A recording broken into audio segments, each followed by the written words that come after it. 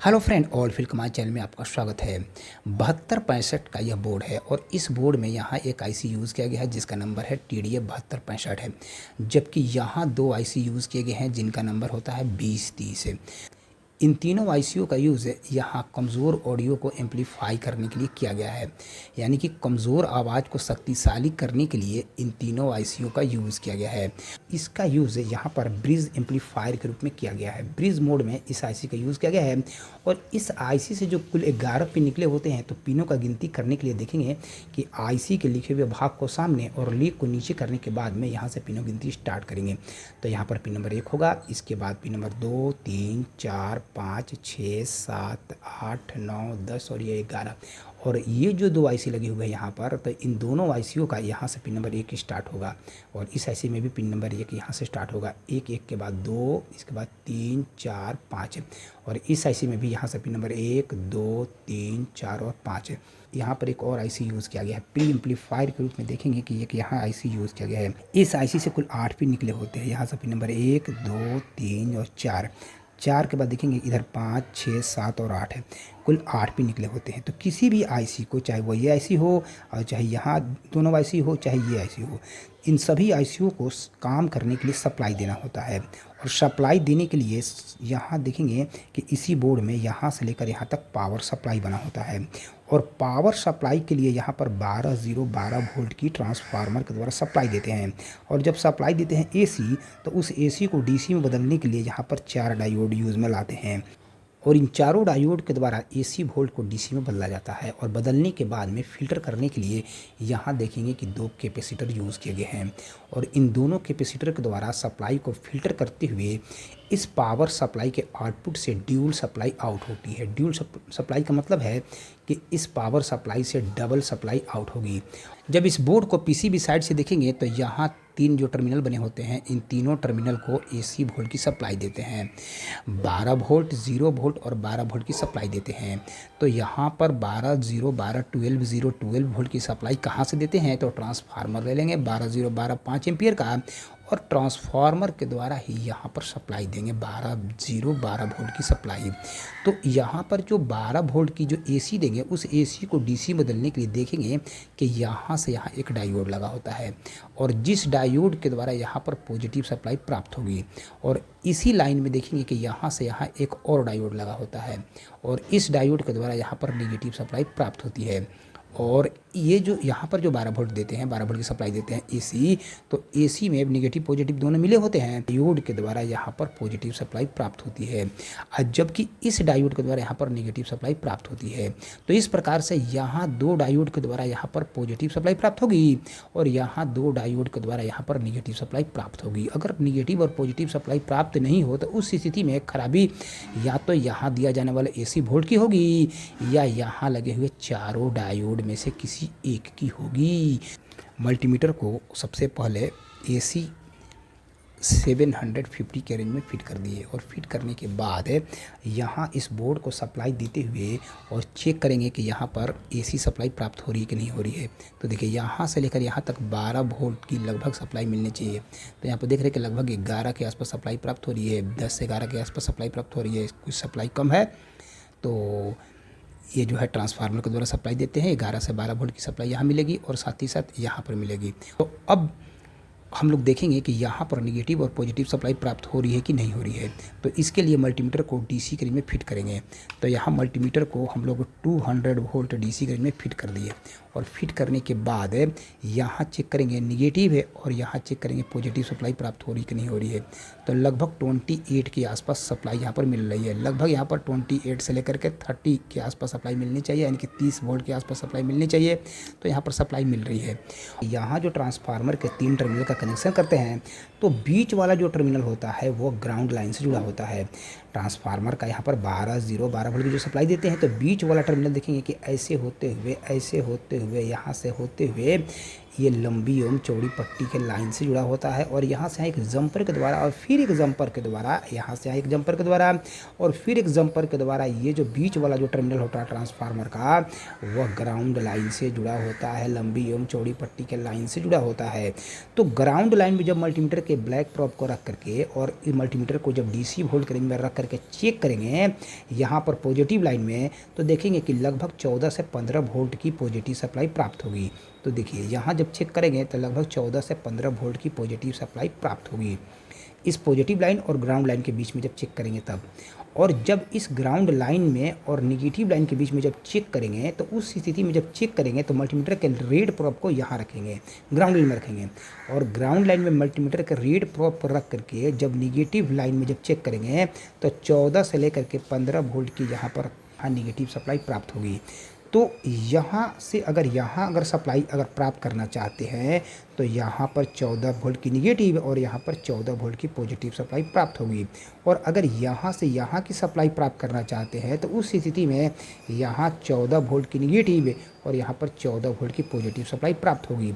और अगर यहाँ से यहाँ सप्लाई प्राप्त करना चाहते हैं तो सीधे डबल सप्लाई आपको प्राप्त होगी, यानी कि लगभग 14 की डबल 28 वोल्ट की सप्लाई यहाँ पर प्राप्त होगी, यहाँ पर निगेटिव और यहाँ पर पॉजिटिव सप्लाई। तो यहाँ प्राप्त होने वाला पॉजिटिव और यहाँ प्राप्त होने वाला निगेटिव और यहाँ पर ग्राउंड के सप्लाई को फिल्टर करने के लिए इसी पावर सप्लाई में देखेंगे कि बड़े बड़े 2 कैपेसिटर यहाँ लगे हुए हैं। एक कैपेसिटर यहाँ यूज़ किया गया है और दूसरा कैपेसिटर यहाँ यूज़ किया गया है। जो यहाँ कैपेसिटर यूज़ किया गया है उस कैपेसिटर का यहाँ पर पॉजिटिव है जबकि यहाँ पर निगेटिव टर्मिनल का कनेक्शन किया गया है। तो यहाँ जो है मार्कर के द्वारा हम लोग यहाँ पॉजिटिव का सिंबल बना दे रहे हैं। यहाँ पर पॉजिटिव सप्लाई प्राप्त होगी इस कैपेसिटर के पॉजिटिव टर्मिनल पर पॉजिटिव और यहाँ इस कैपेसिटर का निगेटिव टर्मिनल का कनेक्शन किया जाता है। ठीक इसी तरीके से यहाँ जो कैपेसिटर यूज़ किया गया है इस कैपेसिटर का देखेंगे कि यहाँ निगेटिव होता है जबकि यहाँ पर पॉजिटिव टर्मिनल का कनेक्शन किया जाता है। यहाँ की पॉजिटिव सप्लाई को लेकर के यहाँ जो आईसी लगा होता है TDA 7265 इस आईसी के पिन नंबर 3 को पॉजिटिव देते हैं। तो हम लोग अभी थोड़ा देर पहले समझे कि यहाँ 2 डायोड के द्वारा यहाँ पर पॉजिटिव सप्लाई प्राप्त होती है और यहाँ की पॉजिटिव सप्लाई को लेकर के ऐसे होते हुए एक यहाँ से यहाँ एक जंपर लगाया जाता है और जंपर के द्वारा यही सप्लाई लेकर के आईसी के पिन नंबर 3 को देते हैं। यहाँ जो 7265 आईसी यूज़ किया गया है इस आईसी का यहाँ पर पिन नंबर 1, यहाँ पर 2 और यहाँ पर 3, पिन नंबर 3 को पॉजिटिव सप्लाई देते हैं कि आईसी के पिन नंबर 1 को और 6 नंबर पिन को निगेटिव देते हैं। तो हम लोग थोड़ा देर पहले समझेंगे कि यहाँ पर निगेटिव सप्लाई प्राप्त होती है, यह निगेटिव लाइन है और इस निगेटिव लाइन को फिल्टर बनाए रखने के लिए देखेंगे कि यहाँ पर एक फिल्टर कैपेसिटर यूज़ किया जाता है जिसका यहाँ पर निगेटिव होता है और यही निगेटिव सप्लाई ऐसे होते हुए इस आईसी के पिन नंबर 1 को देते हैं। यहाँ जो 7265 आईसी यूज़ किया गया है उसका आईसी का पिन नंबर 1 यहाँ है, पिन नंबर 1, इसके बाद 2, 3, 4, 5 और ये रहा पिन नंबर 6। तो देखेंगे कि आईसी का पिन नंबर 1 और 1 के बाद यहाँ पर 2, 3, 4, 5 और 6 नंबर पिन और 1 नंबर पिन देखेंगे कि आपस में जुड़े हुए हैं और ये दोनों पिन को लेकर के ऐसे होते हुए सीधे इस नेगेटिव लाइन से जोड़ा गया है।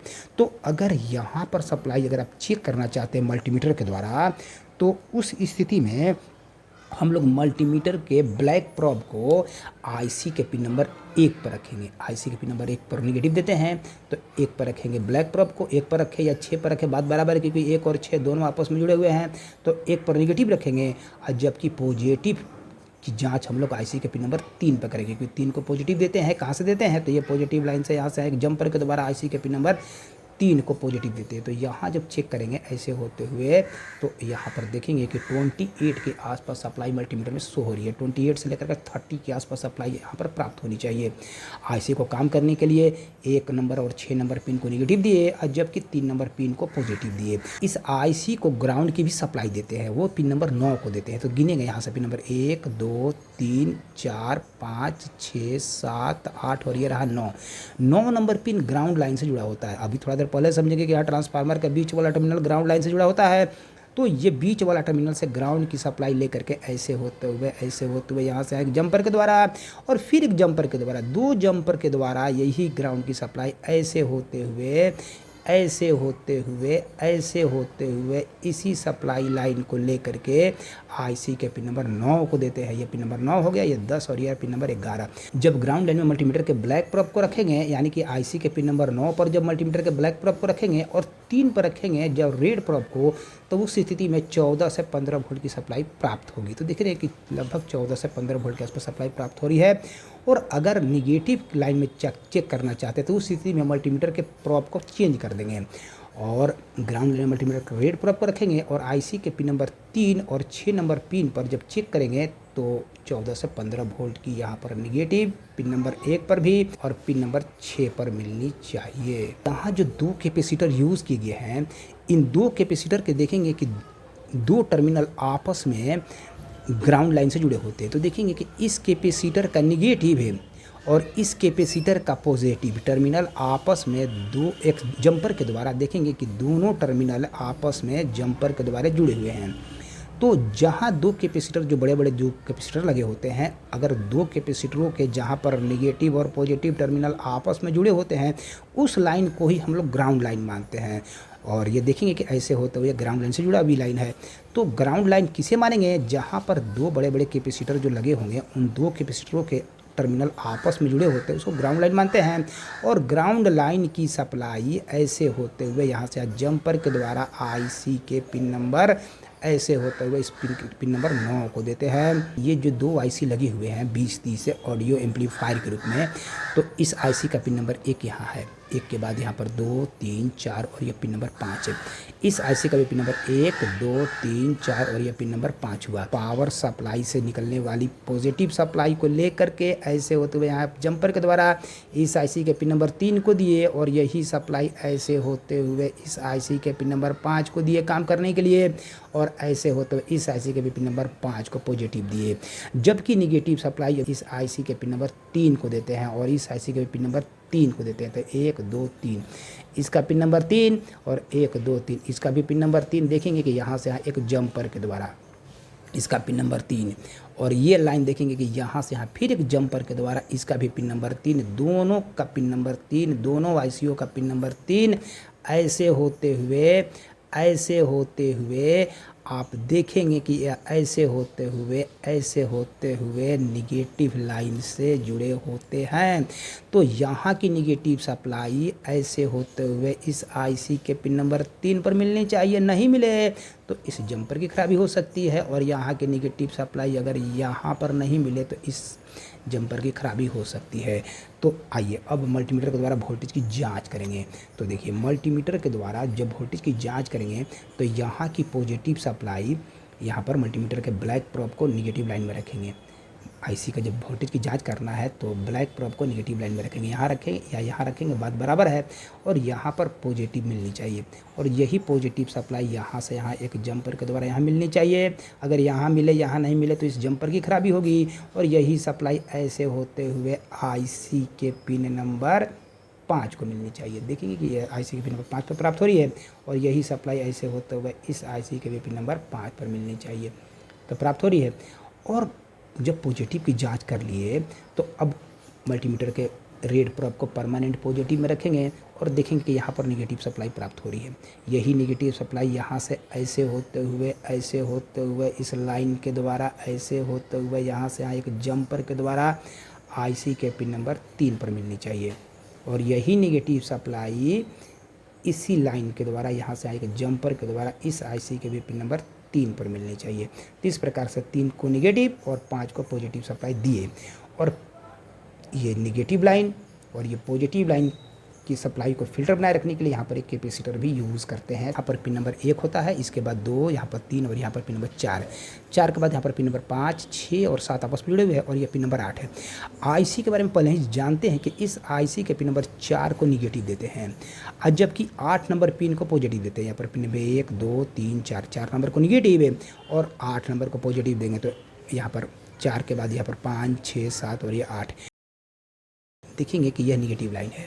और यही निगेटिव लाइन की सप्लाई यहाँ से ऐसे होती हुई यहाँ से एक रजिस्टर यूज़ में लाते हैं और रजिस्टर के द्वारा यहाँ पर निगेटिव देते हैं। अब इस लाइन में रखेंगे रेड प्रोब को और ब्लैक प्रोब से हम लोग चेक करेंगे कि यहाँ पर निगेटिव सप्लाई मिल रही कि नहीं मिल रही है। यहाँ पर सप्लाई मिल रही है। यही निगेटिव सप्लाई ऐसे होते हुए यहाँ से एक रजिस्टर के द्वारा यहाँ मिलनी चाहिए। लगभग 5 से लेकर के 6 वोल्ट की सप्लाई यहाँ मिलनी चाहिए। अगर यहाँ मिले और यहाँ नहीं मिले तो उस स्थिति में यहाँ से यहाँ लगा हुआ रजिस्टर की खराबी होगी। तो यहाँ पर सप्लाई मिलनी चाहिए। और यहाँ जो रजिस्टर यूज़ किया जाता है उसका नंबर होता है 470 ओम। और 470 ओम के रजिस्टर के द्वारा यहाँ पर सप्लाई मिलनी चाहिए। और इस सप्लाई को फिल्टर बनाए रखने के लिए यहाँ पर एक फिल्टर कैपेसिटर यूज में लाते हैं। ये ग्राउंड लाइन है, लंबी एवं चौड़ी पट्टी का लाइन है, और इसी ग्राउंड लाइन से यहाँ एक कैपेसिटर यूज में लाते हैं। और साथ ही साथ इसी लाइन में एक यहाँ पर एक जीनर भी यूज़ में लाते हैं। 5 से लेकर 6 वोल्ट का जीनर यूज में लाते हैं, और इनके द्वारा यहाँ पर फिक्स सप्लाई दिया जाता है। 5 से लेकर के 6 वोल्ट की सप्लाई इस आईसी के पिन नंबर 4 को देते हैं। इस आईसी के पिन नंबर 8 को पॉजिटिव देते हैं। वो कहाँ से देते हैं? तो ये पॉजिटिव लाइन है। पॉजिटिव लाइन से हम लोग थोड़ा देर पहले समझें कि पॉजिटिव लाइन से यहाँ से एक जंपर लगाते हैं। जंपर लगा करके इस आईसी के पिन नंबर 3 को पॉजिटिव देते हैं। साथ ही साथ यही पॉजिटिव सप्लाई यहाँ से यहाँ एक रजिस्टर के द्वारा 470 ओम के रजिस्टर के द्वारा इस आईसी के पिन नंबर 8 को देते हैं।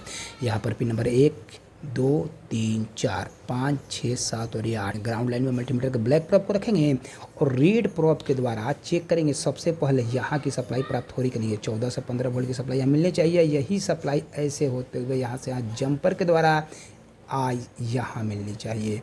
और यही सप्लाई हम लोग जानते हैं कि आईसी के पिन नंबर 3 को देते हैं पॉजिटिव, और यही सप्लाई यहाँ से यहाँ एक 470 ओम के रजिस्टर के द्वारा यही सप्लाई देते हैं आईसी के पिन नंबर 8 को।